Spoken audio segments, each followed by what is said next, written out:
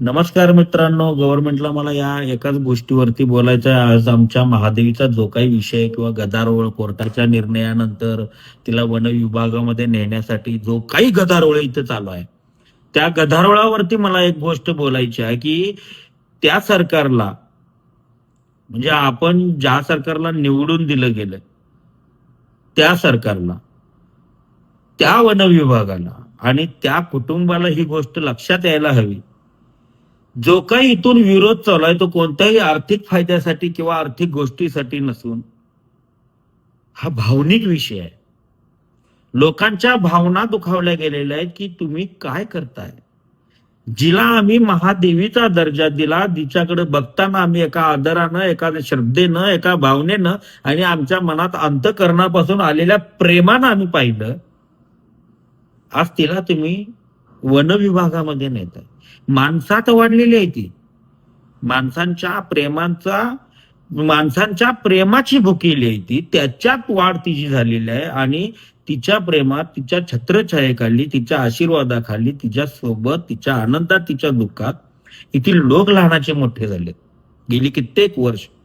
आज सांगली विभाग, कोल्हापूर जिल्हा, सांगली जिल्हा, कर्नाटक बाउंड्री, ह्या तीन अशा अवतीभोवती तिच्या सगळा जो काही लोकांचा प्रवाह वर्दळ आहे ना, ही फक्त आणि फक्त प्रेमापोटे. लाखो लोकांचा जनसमुदाय तुमच्या समोर तुमच्या विरोधात उभं राहायला तयार होतं. याचं कारण आहे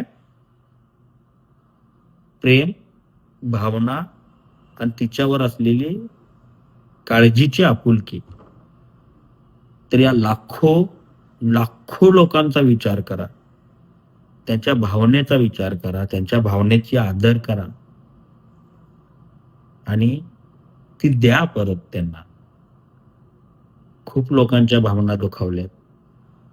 म्हणजे मला डीएम मध्ये ना हजारो लोकांनी मेसेज केला की काहीतरी त्याच्यावरती पर्याय असायला हवा. तुम्ही बी बोला, लोकांना बोलण्यासाठी प्रवृत्त करा. पण मी बोलण्यासाठी प्रवृत्त करण्यापेक्षा आहे ना, तुम्ही नेलायत ना, त्या नेण्यापाठीमागचं कारण जे पण असू द्या, पण या हजारो लाखो लोकांच्या भावनांचा विचार करून तिला परत द्या. माझं सांगणं एवढंच आहे, ह्या लाखो लोकांचा तुम्ही आशीर्वाद घ्या. तळतळाट देण्यावरती भाग नका पडू.